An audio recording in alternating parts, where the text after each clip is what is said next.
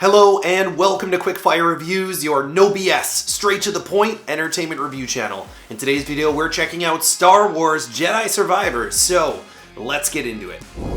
This game is a sequel to Star Wars Jedi Fallen Order, which came out in 2019. You star as Cal Kestis, who is a ginger Jedi, and he's rebuilding the Jedi Order and fighting back against the Empire. This is a third-person view action game with some RPG elements built into it, and it also has some Souls-like elements as well in its combat. I should mention that you don't necessarily need to be a big Star Wars fan in order to understand and enjoy this game, because they do an excellent job of storytelling and making you familiar with the Star Wars universe. I should also mention that if you've played Fallen Order but it's been a few years, there is a video at the start at the menu screen in Jedi Survivor that allows you to recap the story. It's honestly not the greatest recap. It doesn't give you a ton of details and it's not super clear, but it gave me enough context to remember what the original game covered and then set me up for the journey in the second game. So I recommend watching that if it's been a few years since you played the first one. This game is presented very well. The graphics are awesome. They were also really good in Fallen Order when that came out in 2019, and I think they've even upped their game since. So really impressed with how this game looks. Now that said, you're gonna need an absolute beast of a machine in order to fully appreciate that, but more on that later on. The character design in this game is great, and not only on Cal, the main character, but all of the supporting cast, the villains, the enemies and monsters that you're going to encounter. All of it looks really good, and you can tell that there's been a ton of care and detail put into helping realize this world. The environments are also very well done, and as you travel from planet to planet as you progress through the story, each of them has their own unique feel and aesthetic. And as somebody who's not overly familiar with the Star Wars universe, I really appreciated being able to differentiate between environments because there was so much detail on screen. There were many times in this game where I was introduced to a new area, and as I approached it, saw kind of a broad view of what the land looked like, and kind of thought, you know, I'm not going to be able to explore all of that. But this game does a really good job of actually showcasing that environment to you from afar and then allowing you to go in and access all of those areas. So a lot of games don't do that, and I thought it was a really cool way to make it feel like you were actually moving through this world. The gameplay in Jedi Survivor is very good. It's similar to the first game, and in my assessment, it's probably the best Star Wars gameplay that we've ever had. The combat is flashy, it feels fluid, it can be challenging at times, but there are some really awesome moments in combat. So whether you're fighting a huge animal or fauna and you do a unique kill at the end of it and goes into kind of a mini cutscene while you do that, or you've just got, stormtroopers are shooting blasters at you and you're using your lightsaber to reflect back at them. Meanwhile, you're dodging an attack coming from your other side and you're using the Force to push other guys off a cliff. There's tons of good stuff you can do. The general gameplay outside of combat reminds me of the newer Tomb Raider games or Uncharted, for example. You're gonna have a ton of different puzzles to solve, environments to climb and navigate, so you can climb walls, you can swing off ropes, all that good stuff. It also feels very fluid and intuitive, although sometimes they don't necessarily map out the path super clear to you.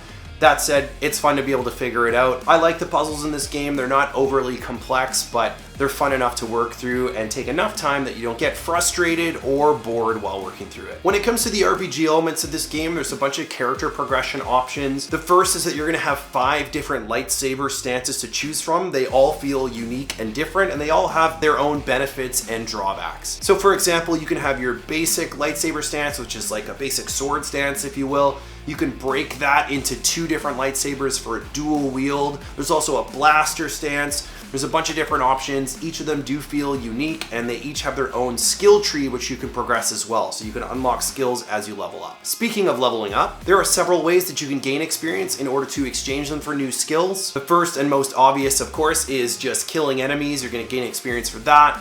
You'll also gain experience for scanning items in the area using BD1, which is your little friendly robot companion. And that gives you background information and lore on the world that you're in. There's also collectibles called Sense Echoes that give you experience as well.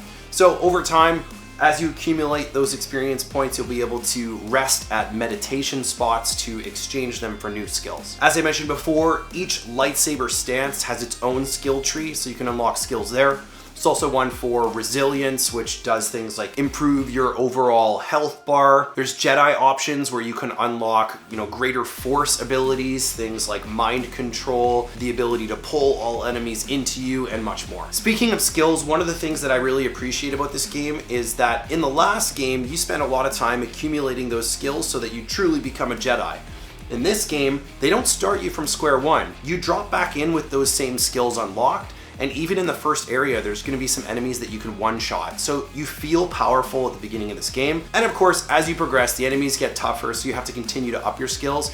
It just doesn't take away your power at the beginning of this game. It makes you feel like you're picking up right from where you left off. There are some other minor improvements they've made over the first game, including things like the ability to tame animals in the wild, so you can use those to hover to new areas. You can get a mount that you can traverse certain areas you couldn't before. I thought that was a nice addition. There's also more customizations you can do in terms of the look of Cal and BD1. So, if you're like me and you've always wanted to create a Jedi with a ginger mullet and an awesome beard, which really is the only choice, let's be honest, you can do it, just like I did. It looks great. You can also change the clothes that Cal wears, the paint job of BD1, and also the paint color lights on your lightsaber. These are going to be the majority of the items that you find in storage boxes or item boxes out in the world. And even though there's a ton of options here, I don't know, they're kind of pointless in my opinion. Like, I did the lightsaber customization once and then I was like, okay, that's fine, and never touched it again. So overall, the gameplay is really good. The combat is definitely the highlight, but it does feel fun to move throughout these environments even when you're not fighting enemies. All right, now let's get to the elephant in the room, which is the technical aspects of this game. If you've been following this game at all since release, you've probably heard a lot of chatter around the performance, particularly on PC, although consoles are also struggling. And the basic consensus is this game is very poorly optimized, does not take advantage of your CPU, and runs really badly for a lot of people. In my experience, it ran okay, but for context, I recently upgraded to an RTX 4090, so I have a top-of-the-line graphics card.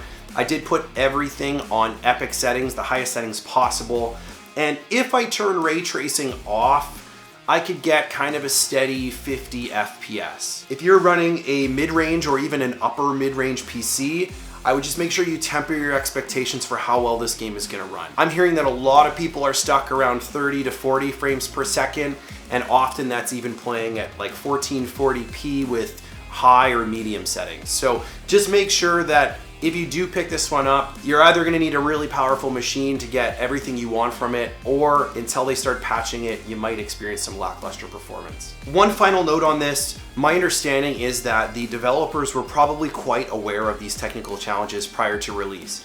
That gets under my skin, because they've taken a whole bunch of money for pre-orders up front, knowing that a lot of people are not gonna be able to run this game or have an enjoyable experience upon launch. And then it's kind of the attitude of, well, we don't want to push the launch date back, so we'll just fix it after it's released. And that's crappy, especially if you're taking pre-orders. So developers, if you're listening, please just delay your game a month. People would prefer that and have an enjoyable launch experience rather than, get the game, not really be able to enjoy it and put it away. To give you an example, as I was working through this game, as I was unlocking achievements in Steam, I could see that like 0.1% of the player base had received those achievements, which tells me a lot of people that purchased this game were not actually playing it because they considered it not playable at this point. Okay, so in summary, what do we think of Star Wars Jedi Survivor? Well, I think it's very much a continuation of Fallen Order. There have been some small quality of life improvements, some mechanic improvements, but overall, it just feels like a continuation of the first game. Now that could be a really good thing for some people and an okay thing for others. For me, I'm not like dying to play a Star Wars game, so it's not like a, oh my god, I must play this immediately. However, I did have a lot of fun with Fallen Order, and I'm also enjoying my time with Jedi Survivor. I think the primary reason for that is that the combat is super fun, the story is compelling, and they do an excellent job of world building. Unfortunately, all of those good things are weighed down by poor performance, and it feels kind of careless to have the game released in this state. So, with all of that in mind, Quickfire Reviews is going to give Star Wars Jedi Survivor an 8 out of 10. I want to give this game a 9, but I'm not going to because of the state that it's been launched in. I think if they patch it and the performance improves, we could probably bump this one up to a 9, but for now I would say it's an 8. If you've got a high-end machine, yeah, pick this up and play. If you've got a mid-range PC, I might suggest you just wait 2 weeks-ish to see what happens with those patches. But as always, I would love to hear what your experience with this game is. So did you encounter any technical problems? If so, to what severity? What kind of frames per second were you able to run? Drop a line in the comments and let me know. Share your experience with other viewers. And as a final note, I just wanted to thank you for sticking around to the end of the video. As you can probably hear in my voice, I'm fighting off a pretty brutal bug right now, but I wanted to get this out to you as soon as possible, so I really do appreciate you sticking around. I hope you check out the rest of the content. Please do like and subscribe, and I can't wait to see you in the next one. Quickfire out.